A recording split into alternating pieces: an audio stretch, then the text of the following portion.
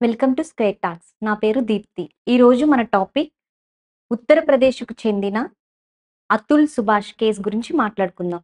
ఈరోజు మనతో పాటు మాట్లాడడానికి సీనియర్ సైకాలజిస్ట్ హరిరాఘవ్ గారున్నారు. ఆయన మాటల్లో ఈ విషయాలు తెలుసుకుందాం.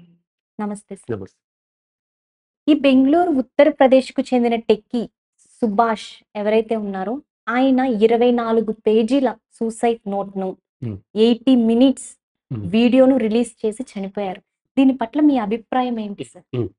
అయితే మనకిక్కడ అభిప్రాయం కంటే ముందు ఉత్ బెంగుళూరులో సాఫ్ట్‌వేర్ ఇంజినీర్‌గా పనిచేస్తున్నటువంటి అతుల్ సుభాష్. యెస్. అయితే ఎవరో మొదట సాఫ్ట్‌వేర్ ఇంజినీర్ అని వాడినట్లయితే అందరూ సాఫ్ట్‌వేర్ ఇంజినీర్ అనేవాళ్ళు. హ్మ్. టెక్కీ అనేసరికి అందరూ టెక్కీ అనేవాళ్ళు. ఇది 2 వాడొచ్చు పర్లేదు. అయితే మీడియాలో ఏంటంటే ఒకటి ఏదైతే పాపులర్ అయితుందో అది వాడుతూ ఉంటారు. అది ఒక విషయం. సో, సాఫ్ట్‌వేర్ ఇంజినీర్ అనొచ్చు, టెక్కీ కూడా అనొచ్చు.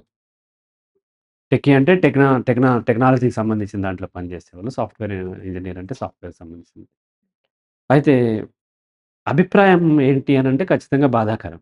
హ్మ్. ఖచ్చితంగా ఎవరు సూసైడ్ చేసుకున్నా అది బాధాకరమైనది. అతను బెంగుళూరులో పనిచేస్తూ సూసైడ్ చేసుకున్నాడు. అతను ఒక అమ్మాయి బీహార్‌కి సంబంధించిన అమ్మాయి అనుకుంటా. హ్మ్. అమ్మాయిని పెళ్లి చేసుకున్నాడు. పేర్లు అనవసరం. సో, ఇక్కడ విషయం ఏంటి అనంటే ఆ అమ్మాయి ఇతని నుంచి డైవోర్స్ తీసుకొని ఇతన్ని భరణం కింద డబ్బులు డిమాండ్ చేస్తుంది. అలాగే రకరకాలైనటువంటి కేసులు పెట్టి, అతన్ని కేసుల కోసం అతన్ని కోర్టుల చుట్టూ తిప్పుతూ ఉంది. ఆహ్, ఆ కేసులో రకరకాల పాయింట్స్ ఉన్నాయి. వాటిల్లో అతన్ని ఇబ్బంది పెడుతుంది. దాని గురించి ఆహ్, 498 ఏ ఆ సెక్షన్‌ని మిస్‌యూజ్ చేస్తూ దానితోనే ఆమె అతన్ని ఆహ్, అబ్యూజ్ చేస్తుంది. లేదంటే అతన్ని సాధిస్తుంది, ఇబ్బంది పెడుతుంది. దానికి తనెంత పోరాటం చేసినా సరే న్యాయం జరగట్లేదు. కేస్‌లో తన వైపు మెరిట్స్ ఉన్నా సరే, ఆ జడ్జ్ ఎవరైతే ఉన్నారో వారు కూడా ఇతనికి కాకుండా అతన్ని హేళనగా మాట్లాడటము, అలాగే తనకి అనుకూలంగా అంటే ఆ యొక్క హెరాస్మెంట్ నుంచి బయటపడేయటానికి కొంత డబ్బుని డిమాండ్ జడ్జ్ చేసినట్టుగా తను క్లెయిమ్ చేశాడు. వీడియో చేశాడు. మరియు లెటర్ కూడా రాశాడు. ఆ తర్వాత ఇది సంచలనమైంది. సంచలనమైన తర్వాత ఆ అమ్మాయిని, అమ్మాయి బ్రదర్‌ని, అమ్మాయి మదర్‌ని కూడా అరెస్ట్ చేశారు. వాళ్ళు తప్పించుకొని తిరుగుతుంటే ఎక్కడో అమ్మాయి పొరపాటున వాట్సాప్ కాల్ అనుకుని నార్మల్ కాల్‌లో చేస్తే, వెంటనే బెంగుళూరుకి సంబంధించినటువంటి పోలీసులు ఆమెని పసిగట్టి అరెస్ట్ చేశారు. అండ్ సుప్రీం కోర్ట్ కూడా ఇటీవల ఒక తెలంగాణకు సంబంధించినటువంటి ఒక కేస్‌లో కామెంట్ చేస్తూ 498 ఏ ఏదైతే ఉందో ఇది మిస్‌యూజ్ అవుతుంది. కాబట్టి దాన్ని కూడా దృష్టిలో పెట్టుకొని ఈ భరణంని మనము అంటే జడ్జిలు ఏదైతే ఉన్నారో వాళ్ళు భరణంని నిర్దేశించేటప్పుడు ఇది నిజంగా ఉందా? లేదా? అనేది చూడాలనేది ఒకటి చెప్పారు. అంతకుముందు ఒక కేసులో ఒక అమ్మాయి ఎన్నో లక్షలు డిమాండ్ చేస్తే, ఆ జడ్జ్ ఆమె కూడా ఫీమేల్. హ్మ్. ఆమె కూడా ఇంత నీకెందుకు? ఇదంతా నీకిచ్చేలాగైతే అతను ఎలా బ్రతుకుతాడు అనేది. అంటే ఈ డిమాండ్ కూడా ఏమవుతుందంటే అంటే ఇద్దరు పెళ్లి చేసుకున్న తర్వాత భార్యాభర్తలు ఇద్దరు ఈక్వల్లీ రెస్పాన్సిబుల్ ఫర్ ఫర్దర్ లైఫ్‌లో వచ్చే కాన్సిక్వెన్సెస్. పెళ్లి అంటేనే ఒక లీగల్ అగ్రీమెంట్. హ్మ్. మనము తండ్రి నుంచి డైవోర్స్ తీసుకోక్కర్లేదు. తల్లి నుంచి అవసరం లేదు. సిస్టర్ నుంచి అవసరం లేదు. ఈ భూమి మీద ఏ రిలేషన్‌లోనూ అవసరం లేదు. రేపటి నుంచి నీకు నాకు సంబంధం లేదంటే మనం బ్రేక్ చేసుకోవచ్చు ఇద్దరైనా సరే. ఎక్సెప్ట్ భార్యాభర్తలు. హ్మ్. ఎందుకంటే భార్యాభర్తల మధ్య సెక్స్ ఉంటుంది.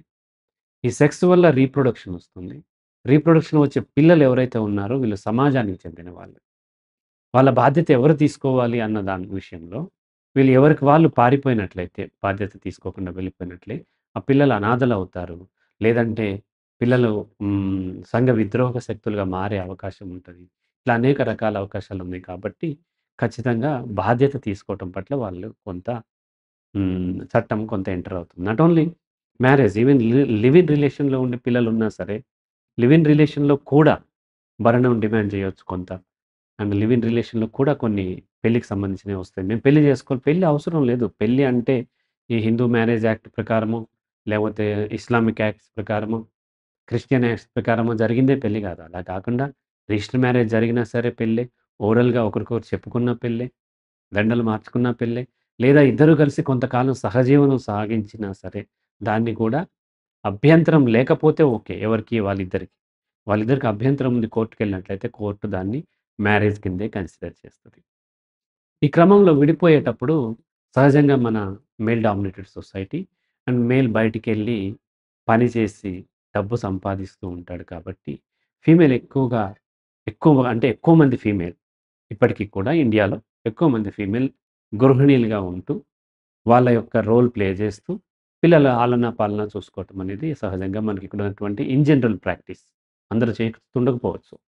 బట్ ఇన్ జనరల్ ప్రాక్టీస్ ఇప్పటికి కూడా మెజారిటీ అలాగే ఉంది. ఈ గృహిణిగా ఉండే అమ్మాయికి ఒక్కసారిగా డైవోర్స్ అయిపోయినట్లయితే, సంపద మొత్తం అతనికి సంపాదించే క్రమంలో ఎక్స్‌పీరియన్స్ పెరిగింది, చదువుకున్నాడు. తన బిల్ తన బిజినెస్‌లు డెవలప్ అయినాయి. లేదంటే తన జాబ్ ప్రమోషన్‌లో వెళ్ళాడు. వచ్చి సడెన్‌లీ సంపాదనంతా అతనికొచ్చి, బాధ్యతలంతా ఈమెకే వచ్చే అవకాశం ఉంటది కాబట్టి, కోర్ట్‌కి వీళ్ళు కొంత భరణం తను బ్రతకటానికి, తన పిల్లల ఖర్చులకి, వీటికి తన సంపాదనలోంచి కొంత భాగాన్ని అడిగే హక్కు ఆ ఫీమేల్‌కి ఇచ్చింది. రైట్? ఆ భార్యకి ఇచ్చిందనమాట.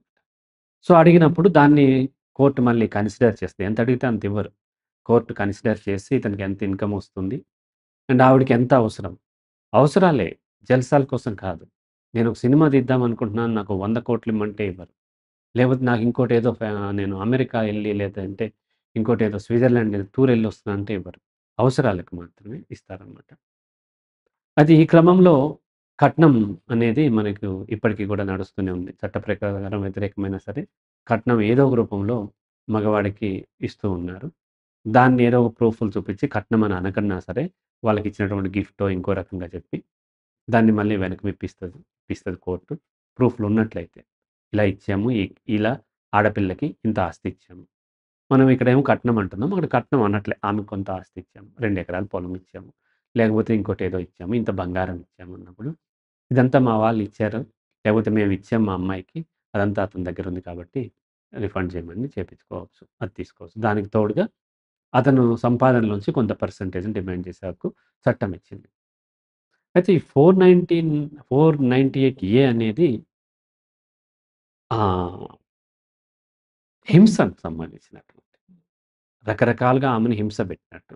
అంటే ఏంటి వరకట్నం కోసము. లేకపోతే ఇంకా రకరకాల చట్టాలున్నాయి. ఏది మన డొమెస్టిక్ వయలెన్స్ యాక్ట్. ఇటువంటివి ఏవైతే ఉన్నాయో, అతను ఆమెను అబ్యూజ్ చేశాడు. సెక్షువల్లీ అబ్యూజ్ చేశాడు. అంటే అసహజమైనటువంటి సెక్స్ అడిగాడు.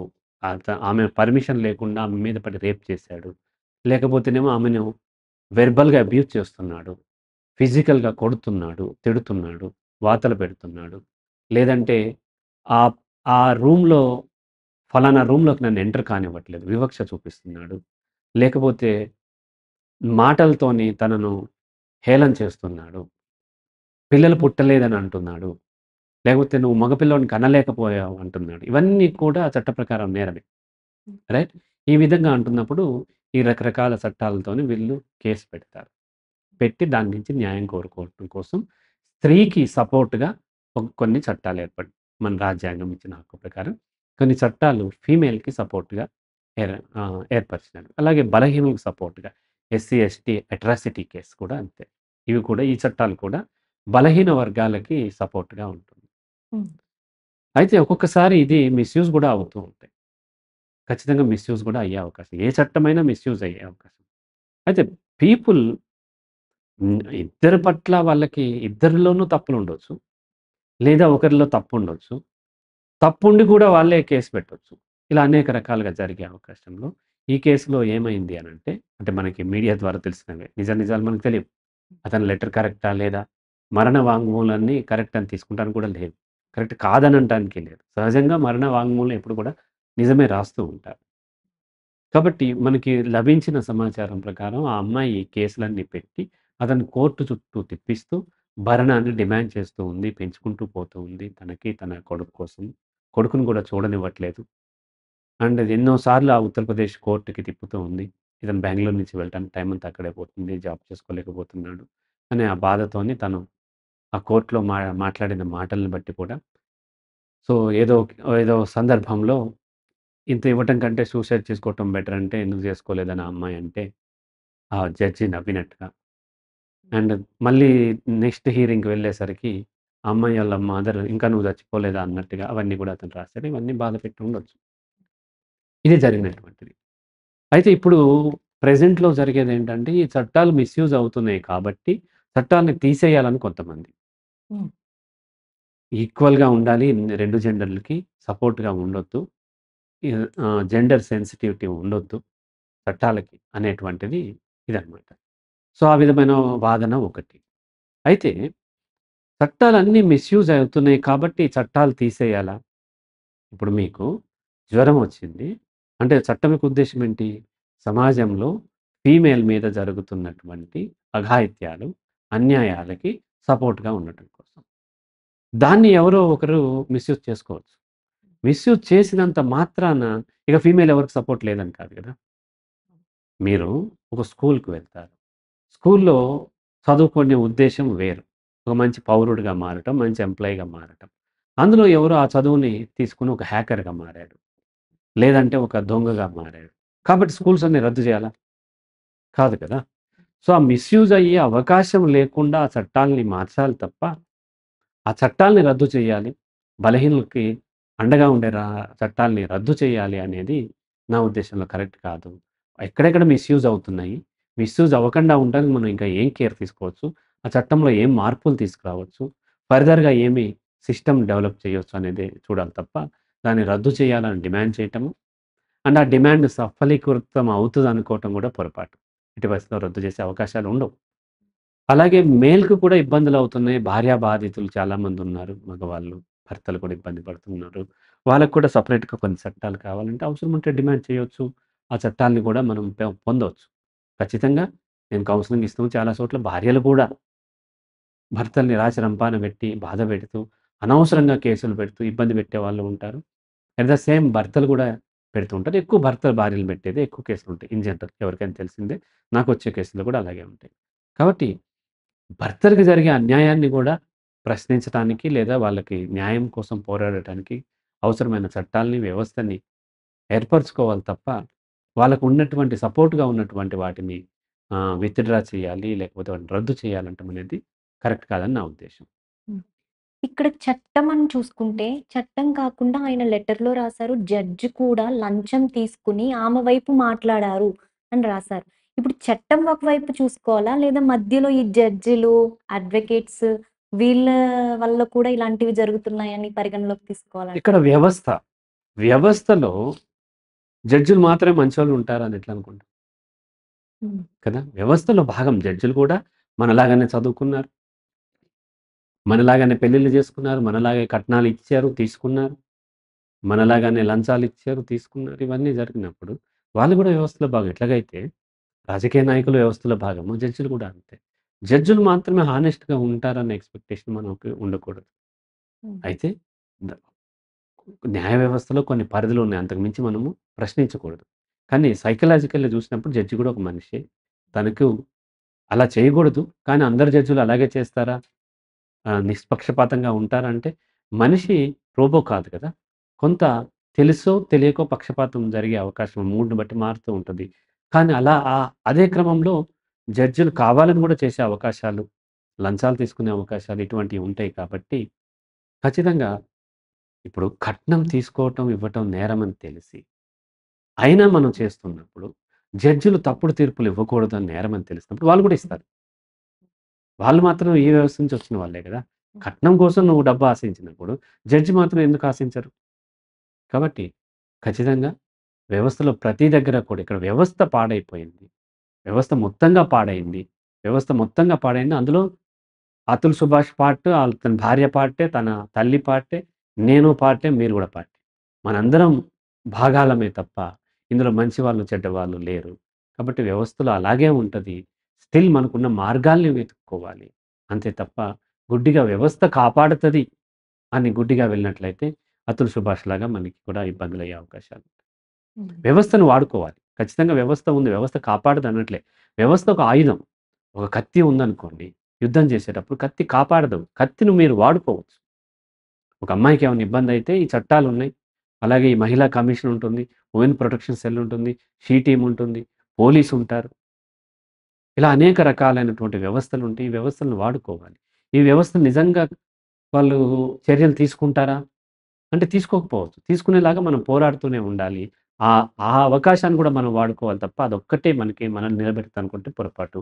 అలాగే జడ్జిలు కూడా మనం వాడుకోవాలి తప్ప, అంటే న్యాయ వ్యవస్థ పూర్తిగా మనకు సహకరిస్తది, అలాగే ఉంటదనుకుంటే చాలా పొరపాటు. ఎందుకంటే న్యాయ వ్యవస్థలో అవసరమైనటువంటి జడ్జిలు లేరు, అవసరమైనటువంటి కోర్టులు లేవు. ఎన్నో కేసులు పెండింగున్నాయి. ఆ బెంచ్ మీదకి రావటానికే నెలలు, నెలలు పడుతుంది. న్యాయం దొరికేసరికి చానాళ్ళు అవుతుంది. ఎందుకంటే ఈ కట్నము లేకపోతే మీ భరణము అనేవి సివిల్ కేస్ అవుతుంది. భరణం అనేది సివిల్ కేస్. భరణానికి ఎంతో మీరు తిరుగుతారు. ఆ కోర్టు చుట్టూ తిరుగుతారు. తిరిగిన తర్వాత తీరా ఇంతిమ్మని కోర్టు చెప్తది. దెన్ హైయర్ కోర్ట్‌కెళ్తాడు. ఆ తర్వాత కోర్ట్‌కెళ్తాడు. ఇంతిమ్మని అక్కడ కూడా కోర్టు చెప్తది. అయినా ఇవ్వడు. కోర్టు చెప్తదంతే. గవర్నమెంట్ జాబ్ అయితే ఏం చేస్తారు? తన యొక్క సాలరీలోంచి ఆమెకి డైరెక్ట్ కట్ చేసి ఇచ్చేస్తూ ఉంటారు. అట్లాంటి వెసులుబాటు. ఇది ఇంకో బిజినెసో లేకపోతే ఇంకోటుంది. అయినా ఇవ్వడు. 2 సంవత్సరాలు ఇట్లా పెండింగ్ ఉంటది. దానికోసం మళ్ళీ కోర్ట్‌కెళ్తాం. చేయగలిగిన దాన్ని మళ్ళీ వచ్చేసరికి ఇంకో 4, 5 సంవత్సరాలు పట్టుద్ది. అక్కడ ఫైనల్ హియరింగ్ వస్తది. అయినా ఇవ్వడు. ఇంకోటేదో చెప్తాడు. అంత తేలిక కాదు భరణం పొందటం. అందుకని ఏం చేస్తారంటే, భరణం కోసం ఏయకుండా ఈ 498 ఏ లాంటివి, డొమెస్టిక్ వయలెన్స్ యాక్ట్ వరకట్న వేధింపులనో, లేకపోతే నన్ను హింసించాడనో కేస్ పెట్టి అది క్రిమినల్ అవుతది. జాగ్రత్తగా ఆలోచించండి. భరణం అనేది సివిల్. ఇది వరకట్నపు వేధింపులు, లేకపోతే హింసించటము ఇదంతా క్రిమినల్. క్రిమినల్ కేస్ పెట్టి ఔట్ ఆఫ్ ద కోర్ట్ వాళ్ళని ఆ క్రిమినల్ కేస్ పెట్టేది ఎందుకు అంటే బ్లాక్‌మెయిల్ చేయటానికి. ఎక్కువ కంపెన్సేషన్ తెచ్చుకొని out of the court settlement చేసుకొని, ఈ భరణానికి ఒప్పుకునేలాగా చేసి అప్పుడు క్రిమినల్ కేస్‌ని విత్‌డ్రా చేసుకుంటారు. హ్మ్. ఇలా సమాజంలో ప్రాక్టీస్ ఉంది కాబట్టి ఆ అమ్మాయి కూడా దాన్ని వాడుకుంది. దానికి ఇతను విక్టిమ్ అయ్యాడు. అయితే ఇక్కడ సమస్య మనం చూస్తే వ్యవస్థ కంటే కూడా పెళ్లి చేసుకునేటప్పుడు. ఇక్కడ పెళ్ళిళ్ళు లేవు. పెళ్ళిళ్ళు ఇద్దరి మధ్య జరగట్లేదు. 2 వ్యాపారాలు, 2 ఆస్తుల మధ్య జరుగుతున్నాయి. 2 ప్యాకేజీల మధ్య జరుగుతున్నాయి. ఇద్దరు మనుషులేంటి, వాళ్ళ వ్యక్తిత్వం ఏంటి, వాళ్ళ ఫ్యామిలీ ఏంటి, వాళ్ళ కల్చర్ ఏంటి, వాళ్ళు ఎటువంటి వాళ్ళు, ఏంటి ఇవేమి లేవు. ఇవన్నీ చెక్ చేసుకోం మనం. మ్యాట్రిమోనీలో చూసుకొని పెళ్లి చేసుకుంటున్నారు. మ్యాట్రిమోనీలో ఎలా అరేంజ్డ్ మ్యారేజ్ అవుతాయి? ముక్కు, మొఖం తెలియనోడిని ప్రేమించావంటారు.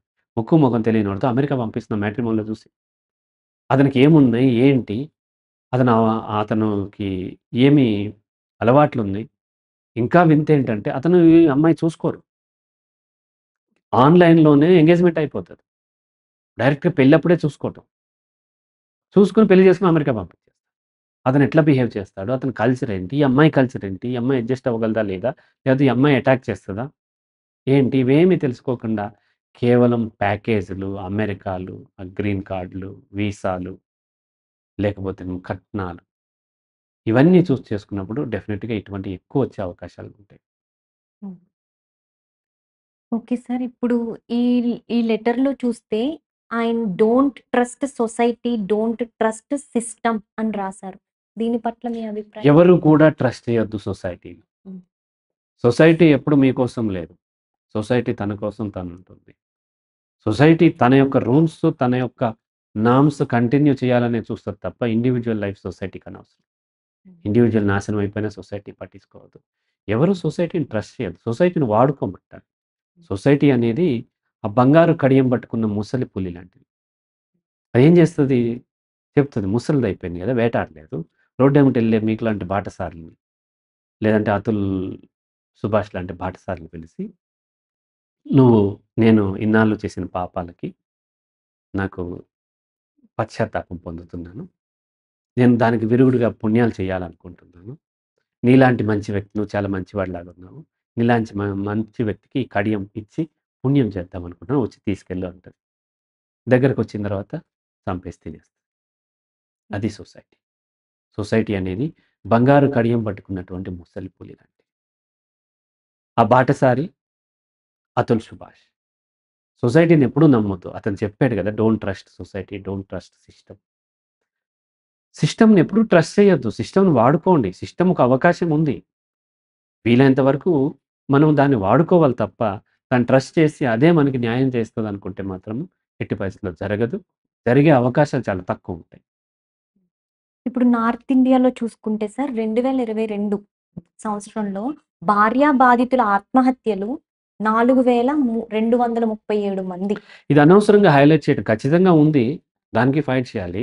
మరి భర్త బాధితుల ఆత్మహత్యలు ఎన్నున్నాయి? కూడా చూసుకుంటే 6400 మంది ఇంకా ఉన్నారు. ఎక్కువ ఉంటాయి. రికార్డ్ అయినవి తక్కువ ఉంటాయి. భార్యలు అడ్జస్ట్ అయిపోతారు. మనకి ఇక్కడ రిజిస్టర్ అయినవి మాత్రమే మనకి రిజిస్టర్ అయినవి. తెలుస్తున్నాయి. ఇంకా తెలియనివి చాలా ఉన్నాయి. పల్లెటూరుల్లో లేకపోతే చదువు లేని వాళ్ళు, లేకపోతే ఆర్థికంగా బలంగా లేని ఆడపిల్లలు కనీసం బయటకు కూడా రారు కదా!